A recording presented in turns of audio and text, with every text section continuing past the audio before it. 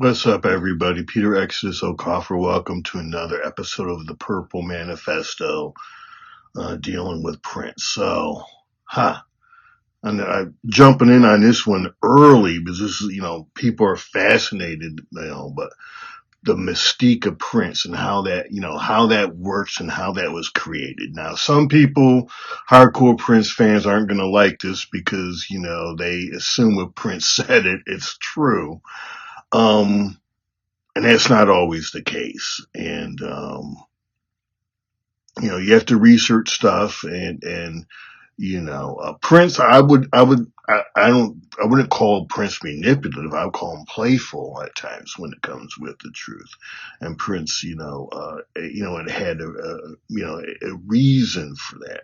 Prince was not the only one who did this. I mean, Alan Leeds, he was the James Brown's tour manager. He started off as Prince's tour manager. And then, in the early 90s, he was actually Prince's manager and he was president of MPG Records. So, Alan Leeds had the, being around, he worked for James Brown for a little under 10 years and worked for Prince at least, and Alan Leeds was also tour manager for Kiss. So he's seen a lot. Yeah, I mean, and he said, he never knew, uh, even more so than Prince, that James Brown was, he's just like, is this actually true, or is James kind of making this up? One of my other, you know, artists that I love and fascinated with, I'm looking at her now, is Marilyn Monroe. Marilyn Monroe was probably the queen of, you know, playing with the truth. And that's why she's so fascinating. I mean, everybody projects something on Marilyn Monroe.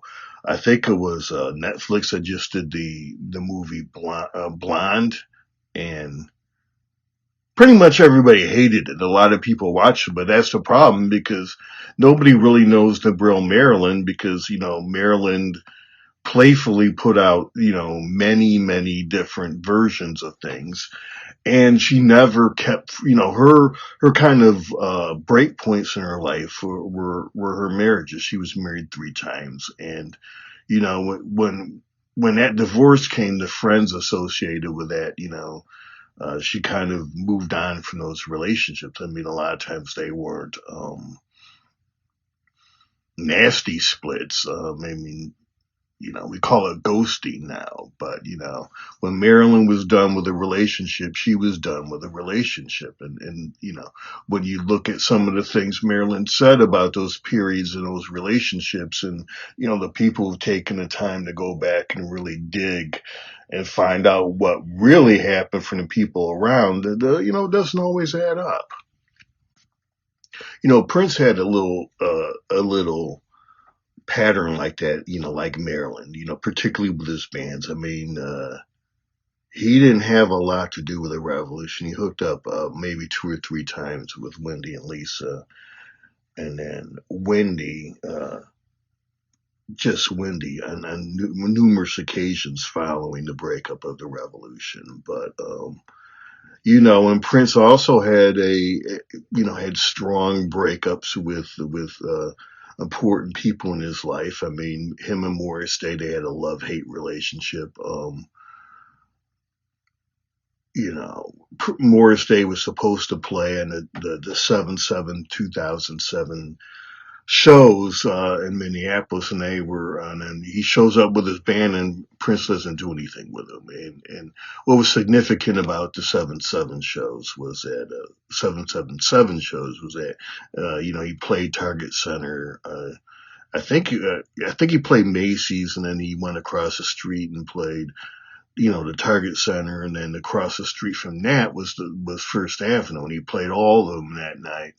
And that was the last time he played the Target Center and First Avenue. So that's what's significant. I have not been able to find any bootlegs on that. So looking because, I don't know how good the shows are. I really don't care. My best friend, he went to all the shows, I think. So maybe, the Macy's show, but hey, but that Morris only saw him one time after that. It was interesting. I read more, Morris's biography, and comes out, and this is verified by numerous people that he had a big split. So the last 4 or 5 years of his life, he did not deal with Sheila E. at all. So Prince, had these patterns with people he was very, very close to. So let's get into specifics. First of all, Mystique. Um, Brandman Sean, I refer to him another. He does branding episodes on various artists. And usually it's 10 to 15 minutes. And, he specializes in newer artists. And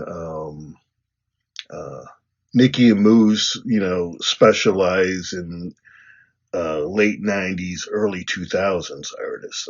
But, Brandman Sean did do an episode on Prince, and it was on Mystique, so clearly, at least for people of this era, of, artists, Prince is the king of Mystique. But, I will stress this, but, Prince used it in small doses.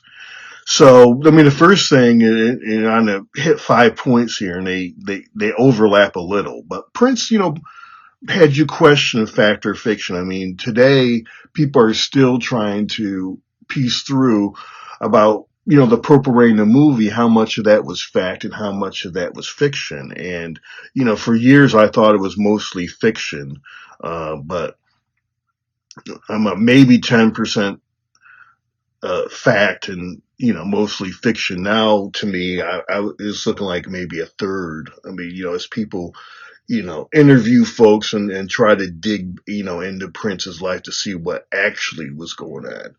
It seems like maybe a third of that. So that leads into my second point. Be vague about things. And Prince was very vague. He was always very vague about his childhood, and extremely vague and Purple Rain. And people are naturally curious, and if you're a genius, they're really curious, and they know that your roots and your childhood and everything shapes you as an artist. And so and this next point, number 3, this goes back to Brandman Sean. You got to be subtle and have a light touch with your Mystique. If you overdo it, then people will feel manipulated. And the other thing that Prince did that, few did as well as Prince, Johnny Cash was another one, but he played with the dualities, and Prince, you know, uh, sex machine versus, God and religion. I mean, that was the big duality. And of course he ends that chapter of his career and his life with essentially with Love Sexy. And, many Prince fans are kind of like, I love that Prince, and the Prince after that was okay. But, every Prince fan is in love with with that duality phase of his career. Johnny Cash, I mentioned him. He does it. It was more natural for Johnny, but, because Johnny had, drug issues, more prescription drugs and alcohol. But he was also a very religious man. So, so watching a documentary, and Johnny's younger sister said, yeah, Johnny had a demon on one shoulder and an angel on the other, and he didn't deny it. And that was the push and pull of his life. So, and it came out in his music too. So, and then, issue 5, strategically playing with the truth. So,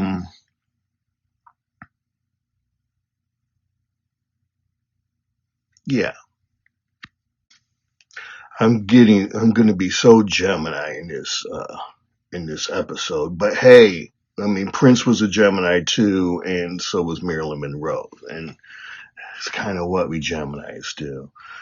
So Neal Karlen had oh, before I go into that, yes, let me get Gemini again. So I should have dropped this into that first section, but so the Beatles in the Stones. Oh, here we go. So the Beatles, they had the fact that John Lennon was married. He was married in 64, 65, really early on. But it would, dampen their sex appeal. The Rolling Stones in playing themselves off of the Beatles, and the Stones were solidly middle class, and the Beatles were working class, and you would have thought, by looking at their,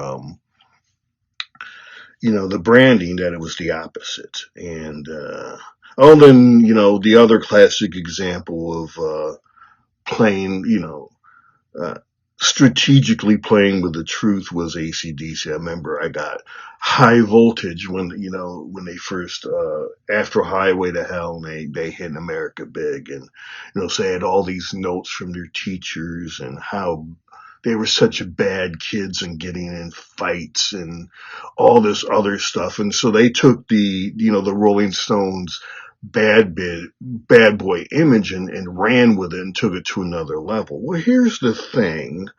Um, Angus Young and Malcolm Young and Bon Scott, that's, three of the five members. These guys were like 5'3" and 5'4". Who were they beating up? So, Prince wasn't the first one to strategically, um, kind of massage the truth. Neal Karlen released a book, 2 or 3 years ago, called This Thing Called Life. It's about Prince. And Neal Karlen is a journalist, and he did all of the interviews and all the pieces, for Rolling Stone over the years on Prince. So, he got to know Prince as well as anybody could get to know Prince. Um, and, one of all the books, none of them had ever met Prince's parents, and Neal had, had met Prince's mother and father on numerous occasions. So that kind of puts things in a an interesting, frame. So, one thing I just want to mention, that came out of his work, a little bit of a side note. So he talks about one of the members of Prince's band, MPG, and, a great quote. He says, when I played with Prince, I knew there were five Princes, and everybody kind of, was intimidated by Prince, because they didn't know. I mean, he seemed so predictable, but I knew Prince. There were five of them, so I just waited and seen, what Prince would show up today. Was the Prince that, will take a break and play basketball show up, or was the extreme business, or the peevish kind of annoyed Prince showing up? And I would, get a read, and I would adjust. So, yeah, but I said earlier, Prince is a Gemini. I'm a Gemini. Geminis are known for at least two personalities, and then that duality. Yeah, most of us have more than two, and so I think that's interesting. But the other thing that Neal Karlen really brings out, he talks about this whole issue, this whole idea of kayfabe, which comes out of professional wrestling, and professional wrestling has their roots in Minnesota, and so. He was born and raised in Minneapolis, not too far from Prince. And interestingly, he said, he and Prince may have crossed paths in a summer camp and didn't even know it. But, Minnesota is considered one of the main birthplaces of professional wrestling. So coming up in the 60s and 70s, that was on the TV a lot there. I mean, it didn't, you saw it a little elsewhere in the 70s, and it really went mainstream in the 80s. But one of the things is called kayfabe. That's what professional wrestling centers around, and that is the portrayal of staged events and making them look so that they're real or true. Now, yeah. And that's what professional wrestling is.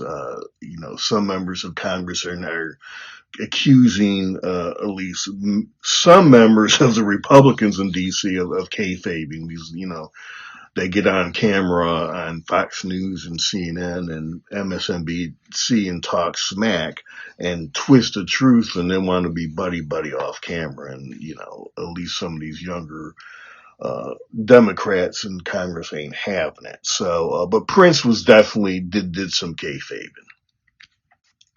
So first of all, examples of Prince kayfabing. When he first came out, he said that his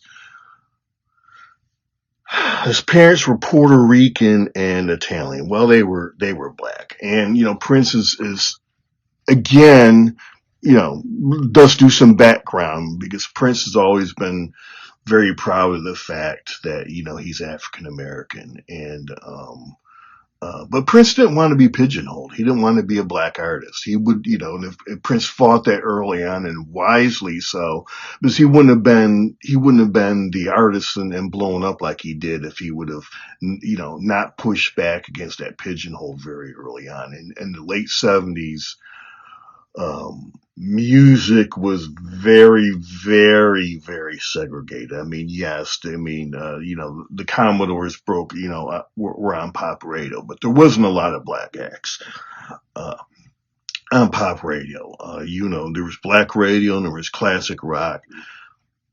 And classic rock, I remember in the late '70s, this is when, middle school, when I started listening to music. I mean, the late '70s, be blunt about it. I mean, it was a lot of disco, a little bit of rock, uh, a very small amount of soul, and then but that was top 40, and it was even worse in Minneapolis because Minneapolis still doesn't have a huge black population. It was even smaller back in the '70s, and I think the black radio station went off at 5 o'clock. And so they had a part-time black radio station. There were a lot of places that would not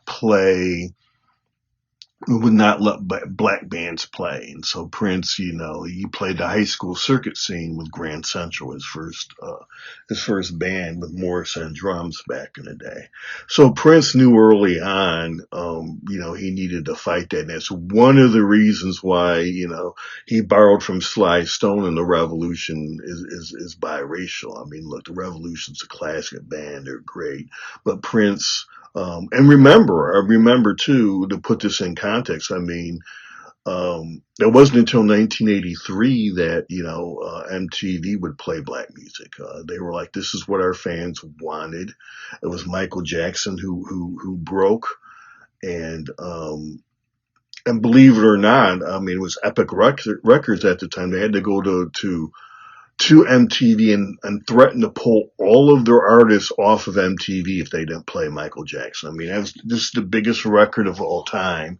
And the president of Epic, I don't remember who it was, but he had to basically give an ultimatum to get Michael Jackson, get the great, the biggest selling record of all time played on MTV. So that is the context of where Prince is coming out of, and why he says his parents are Italian and Puerto Rican. So you know black folks, we know, hey, Prince was proud of his blackness, and you know, for the white folks out there who aren't as versed in black history, yeah, Prince was kayfabe, but there was a reason for that. So as I said earlier, when you got to be strategic with stuff. The other, one of his early other kind of interesting kayfabes was, the fact he played 27 instruments. And I was like, well, I was wondering, I figured he played, saxophone and maybe trumpet. And so I asked my best friend, and he sent me the list. I guess they actually listed the albums. This came off of the For You album. Well, I mean, it turns out that Prince played the drums, the bass, guitar, and keyboards, and most of those 27 instruments were various um, different types of synthesizers or keyboards. But Prince is so good on that first album, and the industry was so impressed that nobody called him out on it. And so everybody's, to this day, well, Prince plays 27 instruments. And it was kind of rare back then. I mean, Stevie played everything but the guitar. Um, Fela Kuti played everything. He's not listed as a bass player, but that'd be kind of irrelevant by the time Prince, because, people were using synthesizer bass a lot. But Fela also played, the trumpet and the saxophone. And then, Paul McCartney could play everything. Now there's a lot more people who can play everything, but, Prince was still rare in the four instruments he could play back then. So another one of Prince's, fabrications, and when asked about why his music was so sexualized, he said his mother, had porn around the house and he got into it. Well, that's not the case. I mean, Neal Karlen, his mother was the sweetest woman. She was a social worker for the Minneapolis school district, and it could have been farther from the truth. And but she supported Prince, through thick and thin, and you know, I think Neil even said he may have asked her about that, and she said, "Oh, that's just Prince being Prince." So that's another instance of Prince kind of playing with the truth. They hid the fact that Apollonia was married during Purple Rain, going back to the Beatles and John Lennon being married. But yes, during Purple Rain, the film, that Apollonia was married. And then this whole thing that I touched on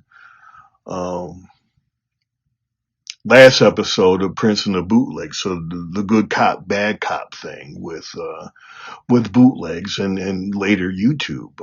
So Prince claimed to have hated the bootlegs, but I mean, the vault was anything but a vault.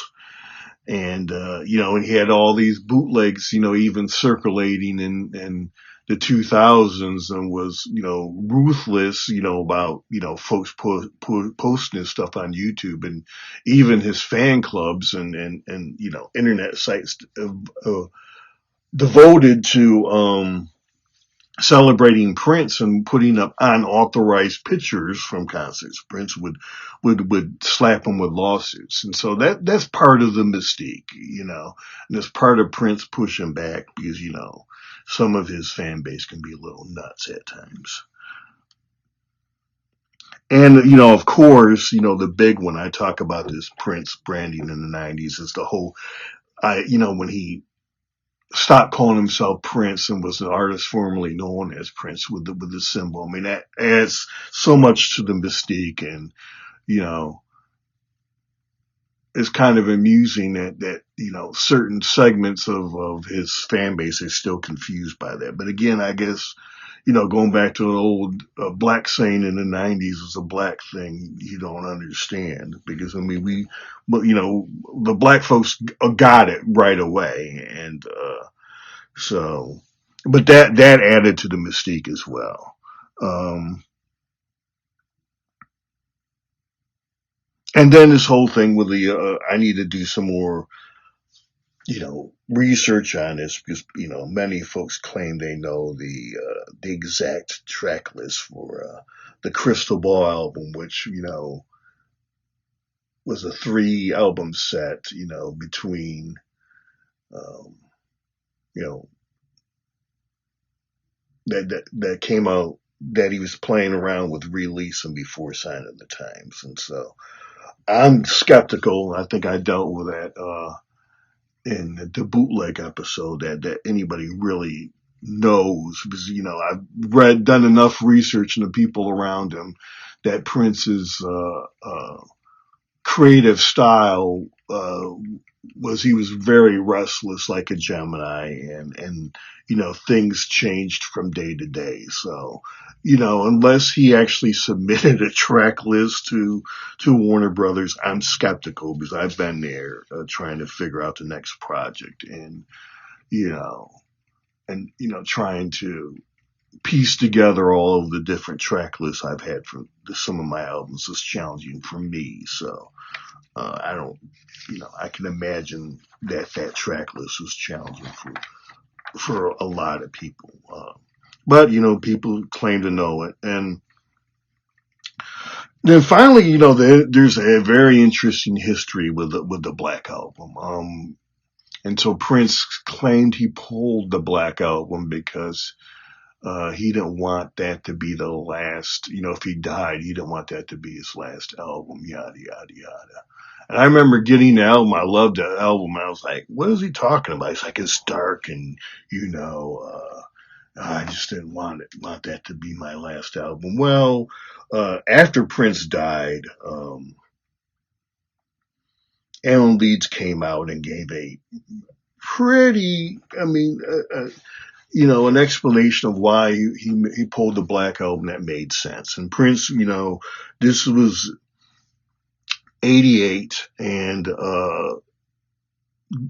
black music was transitioning from R&B being a dominant form of music to hip hop, and Prince took some shots at hip hop back then, I think, and he, Alan Leeds said, Prince wisely was like, I don't want to be that guy, you know, crying over sour milk and taking shots at the new kids in the block and new folks taking over. So that's really kind of why he pulled the album. I mean, if you listen into the album, um, you know, he don't want to, he don't want to be that guy. And I think it goes back to why he pulled Welcome to America as well. Because if you listen to Welcome to America, 2010, remember the iPhone drops in 2009, the iPhone one. And when you listen to that, it's Prince is almost like Nostradamus, and talking about how the iPhone and these phones would take over our lives and really become an extension of who we are. And in some ways, we already are cyborgs, because I'll be honest with you, I think it doesn't happen often, but I think I left home twice and forgot my over the years since I've had an iPhone. I got the original iPhone about 6 months after it came out, and I get to work and I don't have my iPhone, and I literally turned around, took uh, some vacation time to go back and get my iPhone. So I'm a cyborg. Most of us are cyborgs. We're very connected to that. And Prince talked about that, and in Welcome to America. And I think Prince wisely realized that younger generations probably would have taken Prince as attacking them if he would have released that album at the time.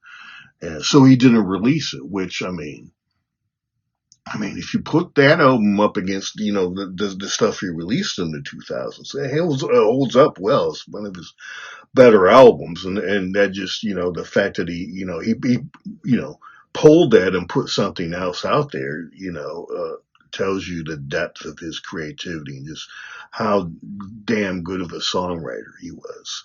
So yeah, I know I'll stir up some stuff for this, and some Prince fans don't want to hear this, but this is the anatomy of Prince building his mystique. Um, I think it was playful. His use of the of his half truths. There was a reason behind them. Professionally. And there's some I'm sure I forgot.